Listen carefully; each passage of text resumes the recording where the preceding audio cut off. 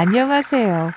옛날 사랑방 야담 이야기를 들어보는 물 따라 바람 따라입니다.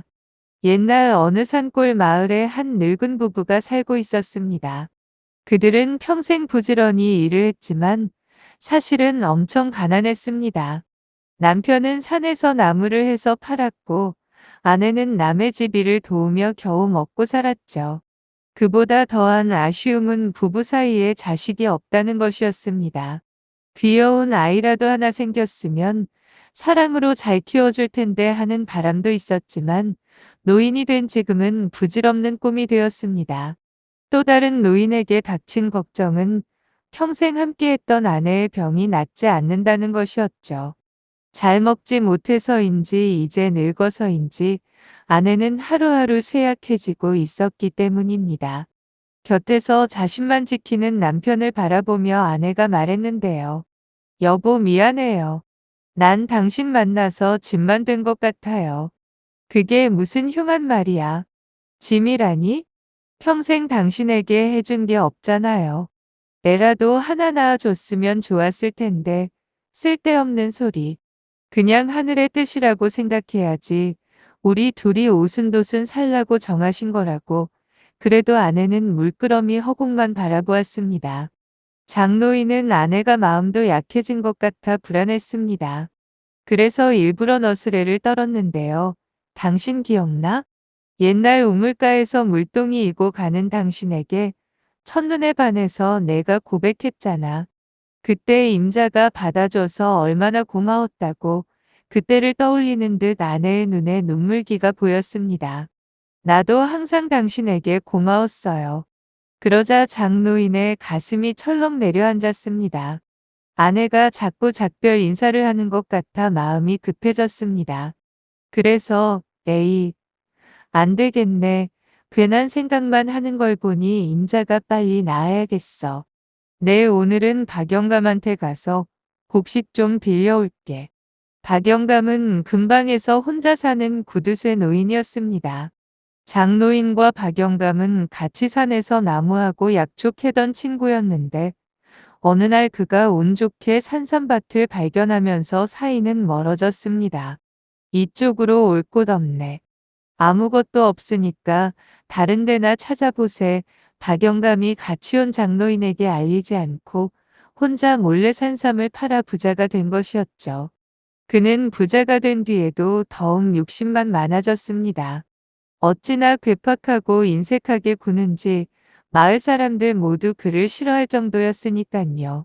나이가 들어 혼자 되었어도 박영감은 돈만 있으면 외롭지 않다고 생각했습니다. 뭐가 걱정이야.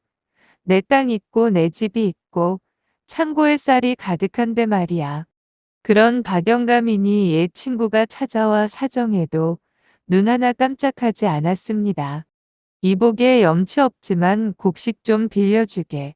가을에 이자도 붙여서 꼭 갚겠네. 허허, 그게 말이 되는 소린가? 땅도 없는 자네가 무슨 수로 가을에 갚아.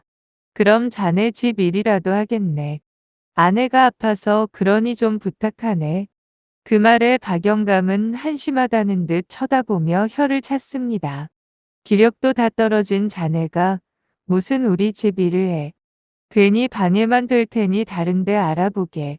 장노인은 힘없이 빈손으로 나올 수밖에 없었습니다. 하지만 그대로 집에 돌아갈 수는 없었죠. 그때 생각난 것이 바로 이 생각이었는데요. 산삼이라도 한 뿌리 찾아 먹이면 얼마나 좋을까? 장노인은 해녀 약초라도 캘 수 있을까 싶어 산에 올라갔습니다. 하지만 여기저기 아무리 헤매도 괜찮은 약초 하나 발견하지 못했고 장노인의 기력만 다 빠질 때였습니다. 숨이 가쁘고 목이 너무 말라서 주저앉았는데 작은 샘물을 발견했습니다. 갈증이 심했는데 잘 됐구나. 장노인은 샘물을 정신없이 마셨습니다. 물이 너무 시원해서인지 피곤이 싹 가시는 듯 느꼈습니다. 그런데 왠지 피곤하던 몸이 아주 날아갈 듯 거뜬해졌습니다. 그러자 장노인은 나무라도 해서 팔아야겠다는 생각에 나무를 한 짐 가득 지고 집으로 돌아왔습니다. 그런데 방에 들어온 그를 보고 아내가 깜짝 놀랐습니다. 아니 누구요? 젊은 양반은 누군데 남의 집에 막 들어오는 거요? 그게 무슨 말이요? 임자. 나요 나. 이젠 나도 못 알아보는 게요. 익숙한 목소리의 아내가 자세히 보니 남편의 젊은 시절 모습이었습니다. 아휴, 이젠 정말 내가 죽을 때가 됐나 봐요. 당신이 젊었을 때 모습으로 보이잖아요. 왜 자꾸 이상한 소리야? 내 젊은 모습이라니? 장노인은 어리둥절해하며 자신의 손을 보았습니다. 그런데 손이 주름 하나 없는 손이었어요. 그는 깜짝 놀라 밖으로 나가 물통 안을 들여다보았습니다. 그곳엔 웬 젊은이가 보인 겁니다. 정말 자신의 젊은 시절 모습이었습니다. 이럴 수가? 내가 젊어진 건가? 그러자 문득 자신이 마신 산속에 샘물이 떠올랐습니다. 그 물이구나. 그 물이 보통 물이 아니야. 여보 어서 갑시다. 당신도 마셔야 할 게 있어. 장노인은 아내를 업고 산으로 달려갔습니다. 이젠 힘도 들지 않고 단숨에 샘물이 있는 곳을 찾아갈 수 있었기 때문이죠. 어서 이 샘물을 마셔보구려. 아내는 어리둥절해 하면서도 그 샘물을 마셨습니다. 그러자 아내도 꽃 같은 시절의 모습으로 젊어졌고 아픈 것도 다 사라졌어요. 두 사람은 서로의 모습에 놀라고 기뻐하며 끌어안고 울었습니다. 신께서 우리를 불쌍하게 보셔서 이런 행운을 주신 것 같아요. 당신이 착하게 살아서 복을 받은 거지 뭐. 이렇게 서로를 위로해주며 부부는 샘물에 절을 한 뒤 집으로 돌아왔습니다. 그리고 사람들이 이상하게 볼지 모르니 그들은 새로 이사 온 부부로 속이고 살기로 했습니다. 산골에 살던 노부부가 이사하고 웬 젊은 부부가 그 집에 산다면서요. 아유, 젊은 사람이 어찌나 일머리 있게 일도 잘하는지 농사일을 모르는 게 없더라고. 마을 사람들의 말을 들은 박영감은 일 잘한다는 젊은이가 궁금했겠죠. 그래, 그럼 우리 집 농사일도 좀 맡겨봐야겠군. 그런데 일하는 젊은이를 보자 누군가를 닮은 것 같았습니다. 바로 자신이 아는 젊은 시절의 장노인이었습니다. 박영감은 혼자 고개만 갸웃거리다 젊은이를 몰래 따라갔는데 놀랍게도 그의 젊은 아내도 자신이 아는 얼굴이었습니다. 이럴 수가. 부부가 모두 젊어졌군. 모든 사람들 눈을 속여도 나는 못 속이지. 박영감은 부부 앞에 나타나 소리쳤어요. 난감해하는 장노인에게 박영감은 매달리며 비결을 알려달라고 사정했습니다. 이복의 우리 친구 아닌가? 제발 내게도 비결을 알려주게. 염치도 없군. 이제 와서 친구인가? 내가 그렇게 부탁했는데도 쌀 한 톨 빌려주지 않더니만. 아이고 내가 잘못했네. 너가 구두쇠 짓하고 그 욕을 먹어가며 재산을 모으지 않았나? 마누라도 없고 자식도 억울해서 그냥은 못 죽네. 다시 젊어지면 착하게 잘 살아보겠네. 정말인가? 어려운 사람도 좀 돌보며 살 텐가? 그럼. 아예 내가 약속해 준 거로 돈을 좀 자네에게 맡겨둡세. 됐지? 박영감이 세 사람이 되겠다며 굳게 약속하자 장노인은 신비한 샘물에 대해 털어놓았습니다. 젊음의 샘물이구먼. 박영감의 눈이 빛났죠.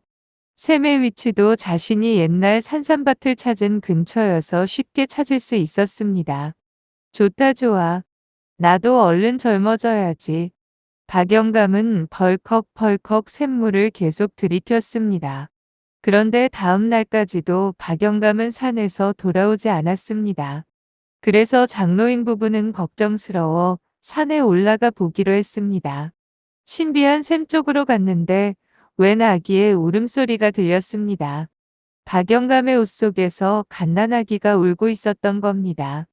아니 설마 저 아기가 박영감이 너무 욕심을 부려서 샘물을 모두 마셔버리고 갓난아기가 된 것이었습니다.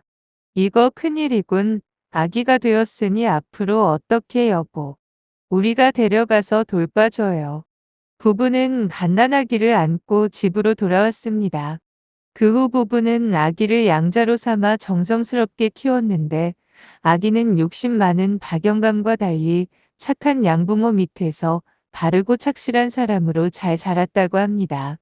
한편 박영감이 사라지고 종족을 찾을 수 없자 나라에서는 주인 없는 집을 관리했는데 쌓아둔 곡식은 어려운 사람에게 나누어 줬다고 합니다.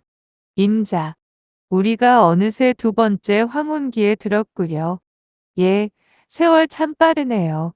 샘물 덕분에 얻은 우리 아들도 잘 자라서 참한 며느리도 드리고 뭐 하나 부러울 게 없어요. 그러게나 말이요. 혹시 옛날 일이라도 기억하면 어쩌나 했는데 너무 어려져서인지 다 까먹어서 다행이요. 예, 여러 가지로 샘물에게 고마운 게 많아요. 그래서 부인에게 또 한 가지 사실을 알려주는데요. 임자. 실은 1급 비밀이 있소. 임자가 꼭 보안을 유지해야 하는 비밀이요. 내가 엊그제 생각나서 한번 가봤더니 글쎄 젊음의 샘물이 다시 솟아나고 있지 뭐요. 세상에 정말이에요. 그러니 우리 그 샘물을 다시 마시고 인생 3라운드를 살아보는 게 어떻겠소. 아유 난 싫어요. 사람이 갈 때가 되면 가야죠. 젊어지고 싶으면 당신이나 해요. 어허 같이 젊어져야지. 이번 딱 한 번만 내 마지막 부탁이요. 아유 참. 정말 마지막이에요. 이제 그만 좀 해요. 맨날 마지막 부탁이라고. 당신 때문에 인생 몇 회전을 사는 거예요. 거참 샘물이 마르지 않으니 낸들 어쩌겠소. 오래 살다 보니 겪게 되는 난리도 한두 가지예요. 병자호란부터 일제강점기와 IMF, 코로나까지 다 겪었잖아요. 나쁜 일도 많지만 좋은 일도 많지 않았소. 이제 앞으로는 정말 행복하게만 살아요. 그래서 부부는 영원히 오래도록 행복하게 살았다는 이야기입니다. 끝까지 시청해주셔서 감사하고요. 구독도 꼭 부탁합니다.